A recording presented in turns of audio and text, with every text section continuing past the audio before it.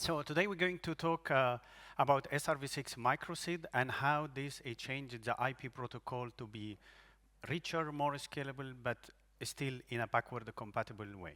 My name is Ahmed Abdesalam. I work as an engineering tech lead in Cisco as part of the segment routing team.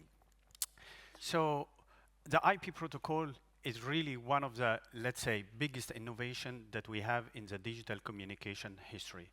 Basically, it's the heart of our digital economy. Basically, from streaming, from access to the workload, all of the mobile communication, everything, almost everything now runs over IP. However, this IP protocol, as it has been designed 40 years ago, it has been always limited to be a best effort. So it's just an address that locate your device in the network, and anything else that you need to do on top of IP, it has to come through an extra layer on an extra shim layer. And one might think, okay, it's a 40 years old protocol, it's likely impossible to change. And that's how everything thought about the IP protocol up to 10 years ago until we came up with SRv6 technology. So today I'm going to show you how this SRv6 technology really transformed the IP protocol, and how now you can deliver any kind of service across any domain without the need of those shim layer. But before, let me remind you how IP used to be. So this IP protocol, as we said, for 40 years, it has been always limited to just best effort. Your destination address only allocates an endpoint in the network. Then anything that you need to deliver on top of IP, the industry have developed a shim layer for that. The industry did MPLS for the core network, VXLAN inside the data center, GTB for the mobile communication, NSH for service chaining, etc., etc. While those shim layers, by the time they were developed, they solved the problem. But since they were never native in the IP protocol, it's something that we added on top of IP, we lose some of the capability of this IP protocol. For example, if you look at MPLS, you lose one of the key scaling feature of the IP protocol, which is summarization. In MPLS, there is no summarization. And then if you look at VXLAN in the data center, it's only limited to providing multi-tenants, but you have no way or no mean to deliver any kind of traffic engineering. And people were debating, do we need actually traffic engineering in the data center?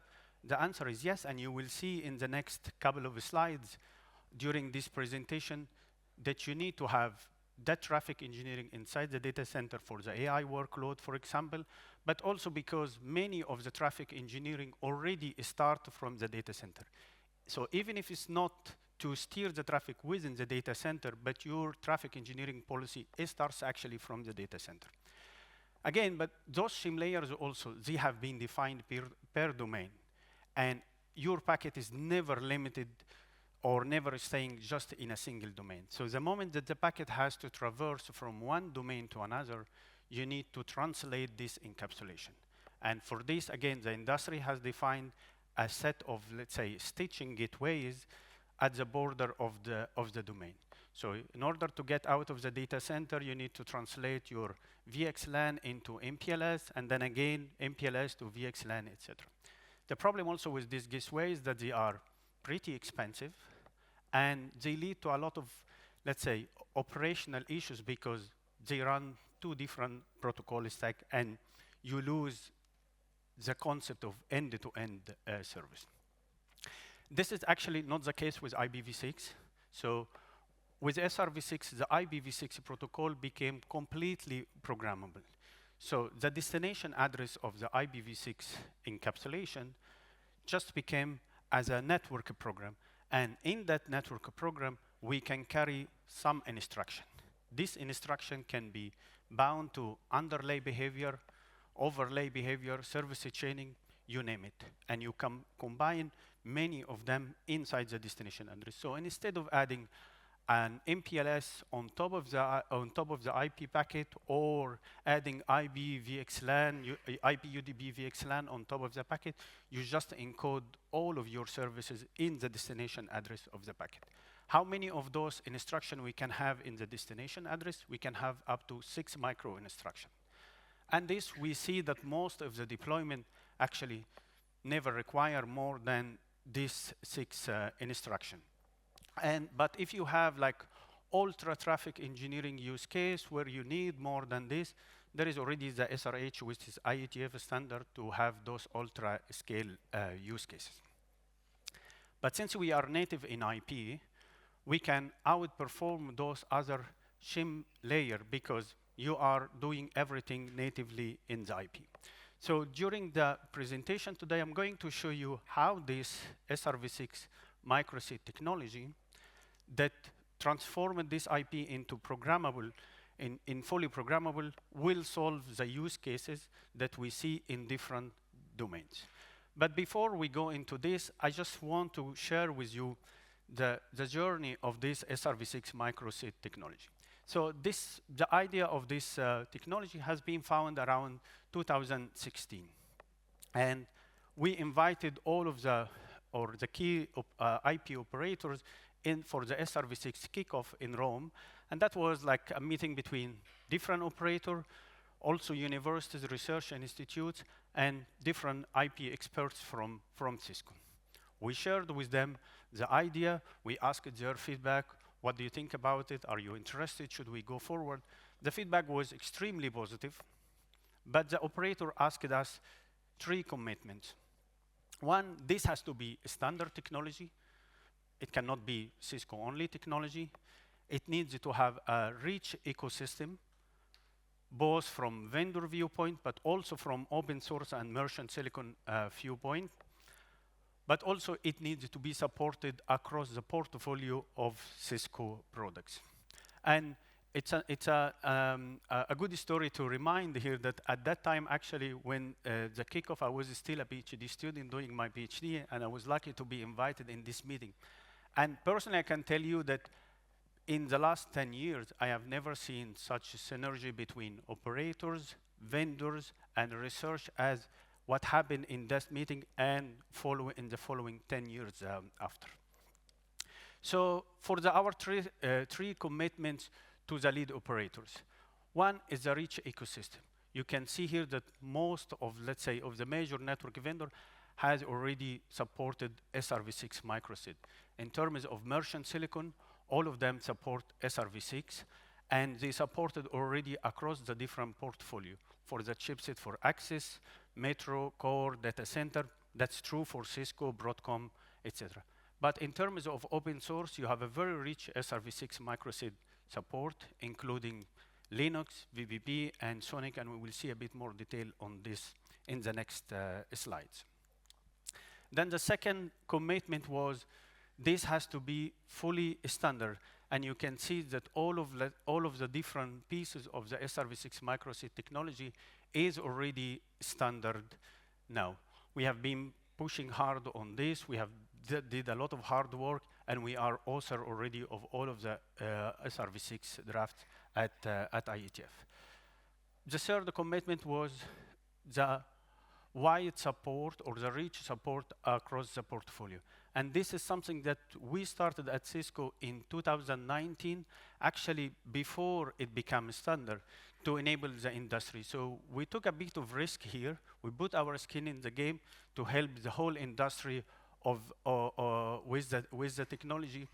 But what is interesting is that what has been productized in 2019 is exactly what has been standardized in 2025.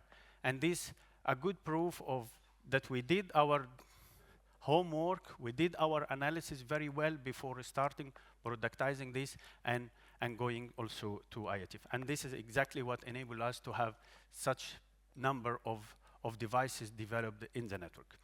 So I told you that this is going to be the solution to help solve the different use cases of the different domain. And with all of the current investments in AI, let's look at how SRv6 is used in the AI backend network.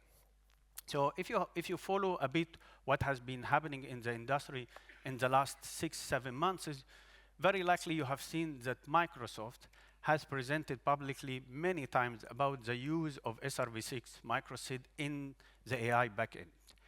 So at OCB in Dublin this year, Gohan from Microsoft, he explained actually the problem statement of AI traffic. So this AI, and I'm using some of, let's say, some of the notes from his presentation. Basically, in this AI backend, the traffic is very bursty, and every flow is actually an elephant flow. So the typical ECMP-based hash load balancing does not solve the problem, and actually it's quite bad, because if you get one or more flows colliding on the same link, it's going to be congested, and it is going to delay the whole job completion time significantly. And when he talked about this, he said that at Microsoft they use source routing in order to solve this problem, and SRv6 as a standard technology to do source routing is the perfect technology for them. Then in another presentation from Microsoft as well, they explained why they actually like to use this SRv6 microSID technology for solving the AI backend traffic steering or traffic load balancing problem. The first one, which is quite easy, that with the source routing you can assign these flows to a given path and have a kind of optimal load balancing. Then also you can have a right coupling between the AI workload and basically the schedule. If you look at the AI traffic, it's easy also to understand it, because those GPU to GPU communication, they generate a lot of elephant flows. Those elephant flows has many characteristics. It's a big elephant flow. You know in advance who is going to talk to who, so it's known in advance, and actually they last for some significant time.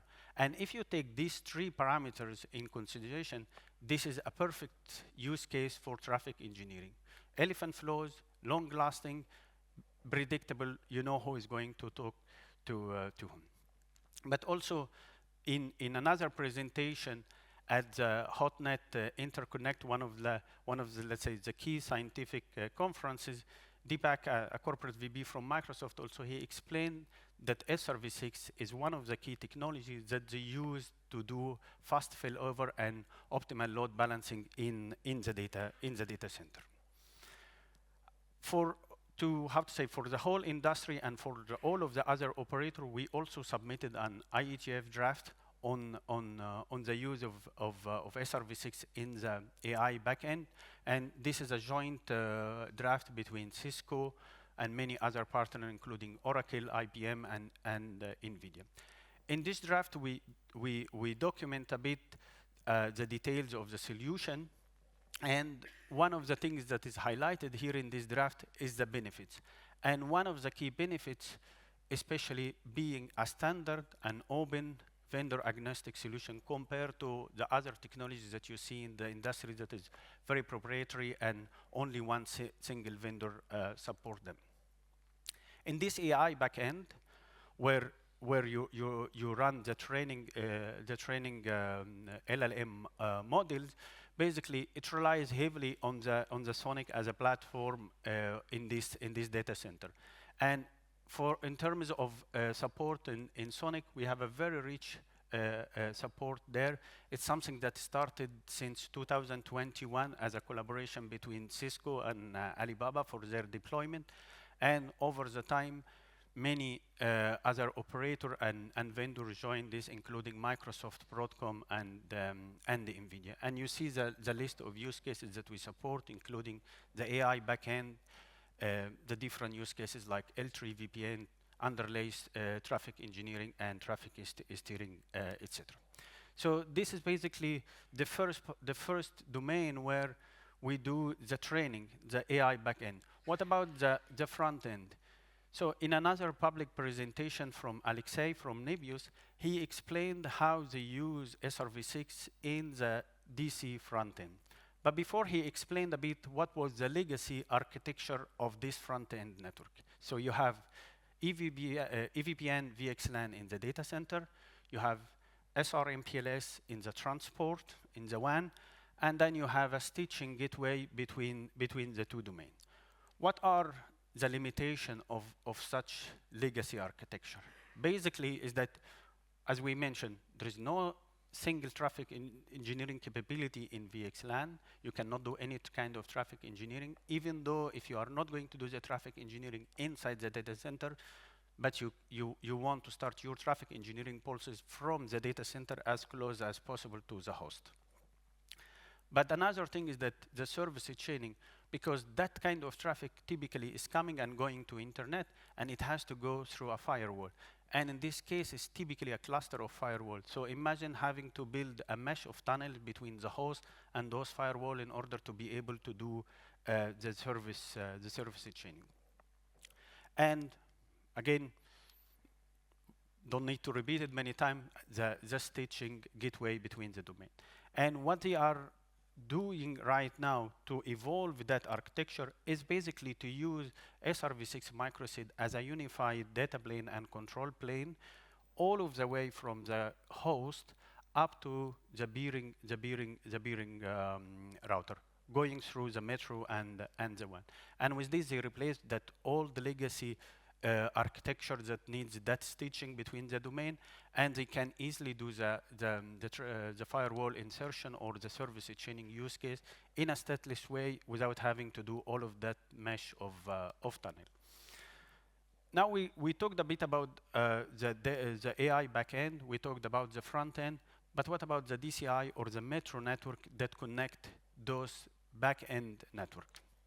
And what we really know about the AI workload or the AI backend network, that you really need a DCI network. And the reason here is very simple, because it's related to power. You don't have enough power to put all of the GPUs in one building or one data center. So all of these data center will be distributed across the metro, or even you have to, in some cases, you have to cross the WAN. And this is something, if you look in the latest news, also when Microsoft announced their new data center, they already wrote a blog on this for the need of AI WAN in order to connect this different data center to make it look like one big logical data center. And if you think about it, it's also quite easy to get. If you need traffic engineering inside the data center, where you have a lot of ECMP passes and a lot of capacity, and the latency to go from one spine or another is the same. If you need traffic engineering in this, then for sure in the DCI network, you need the traffic engineering. Why? Because first, the topology is not symmetric as inside the data center. You have actually less capacity. You don't have the same capacity that you have inside the data center. And their latency matters much, much more. So, and why SRv6? We think it's a perfect fit for that use case of the DCI network. First, that one of the, let's say, one of the key characteristics of that DCI network is that it's IP-based. It's not MPLS.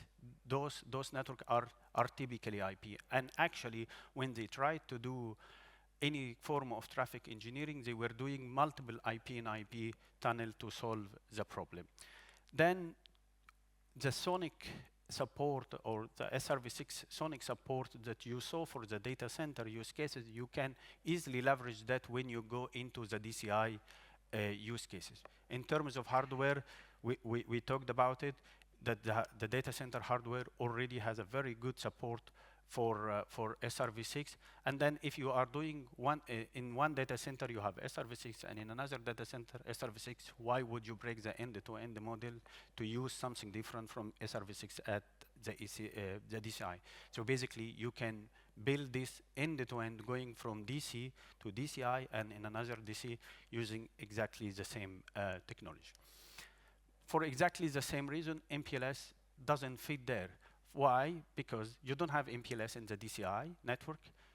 You don't have MPLS in Sonic. You don't have MPLS in the data center hardware. And again, why would you break the end-to-end model if you have the SRv6 already in the data center?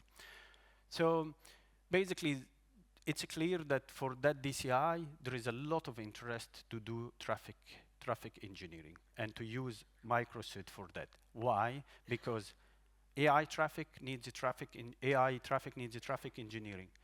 DCI network is an IP network. And if you sum the two, IP plus traffic engineering, this is exactly what SRv6 microSID gives you. Native traffic engineering capability in the IP protocol. And there is already one big or very large scale deployment of SRv6 and DCI at Alibaba. This is something that is across all of the different cities in China, and it's based on SRv6, Sonic, and Cisco Silicon One.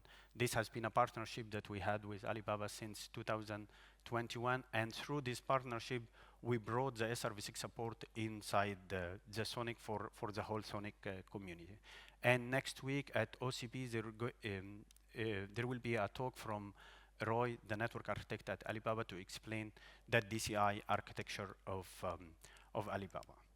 Then the WAN, we know that those data center is distributed, and they might be distributed in the same metro network, but in many cases you need to cross already the WAN network. That's exactly again what Microsoft said in this blog, and that's exactly what is already deployed at Alibaba.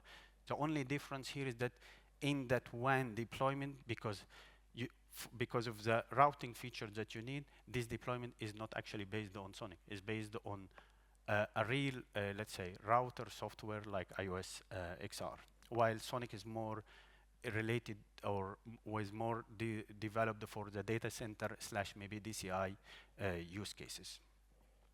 So what about the other deployment? What about the deployment in SP networks or service provider, etc.? This is something that we have now for almost 6 years, or maybe a bit more, and there are many public presentation on the SRv6 microSID deployment in service provider. So I'm going to give you few examples of them.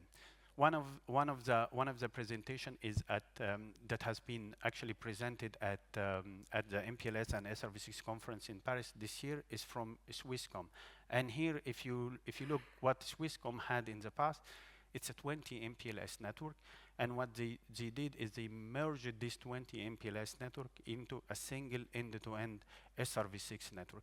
And what they mention here in the presentation that the beauty of the SRv6 technology is that it keeps your IGB tables small and clean. Why? Because we went back to the native IP where we can actually do summarization.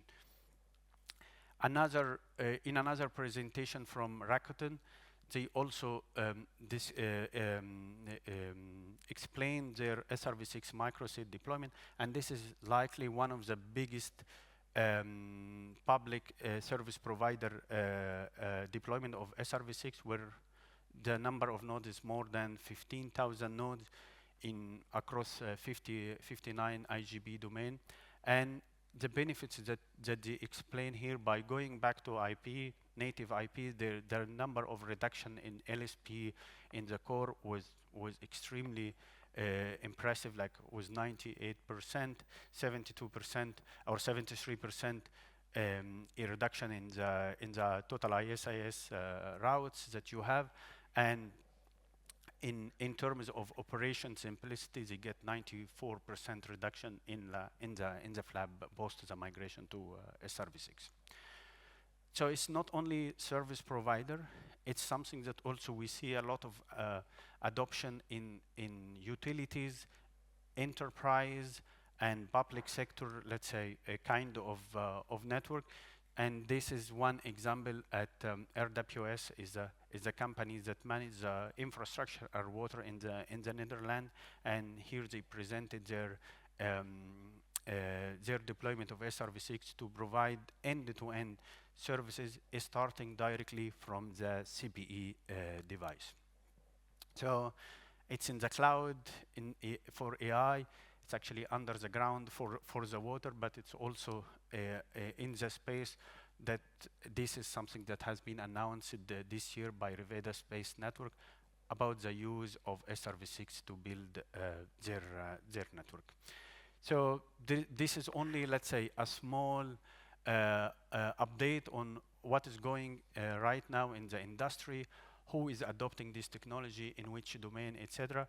But the best way to get the latest information is the segment-routing.net, where we publish all of the latest news, all of the deployment, etc. And last year also we published a book on SRv6. It's a part 3 of the segment routing series. And the theme for the technology is that simplicity always prevails. The SRv6 as a technology is a journey of simplifying the network, and that's how we get and we see all of these different deployments and adoption across all of the different domains. And in the near future, we know that you will see much more of this deployment and adoption. Thank you.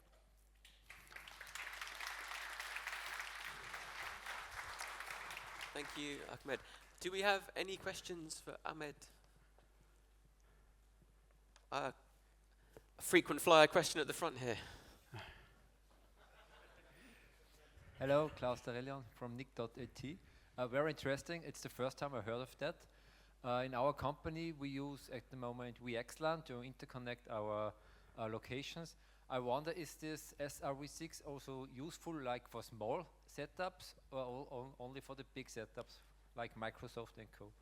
No, it's not. It's a good question, because sometimes, you know, I use the slides from Microsoft as an example of one of the operators that adopt the technology. But this is not the only one. So we have set of operators from small to medium to very large customer that they're looking at the technology. So it's not something that is only for Microsoft or big hyperscaler, but also for all of the different operators, because you want to gain that simplicity. Even if you run a small network, you want to run it in a simple way. Okay, thanks. Do we have any more questions, Ahmed? Nothing. Menti? If not, I will be around at the Cisco demo booth after the presentation, so feel free to reach out to me there. Thank you. Great. Thank you, Ahmed. Thank you so much.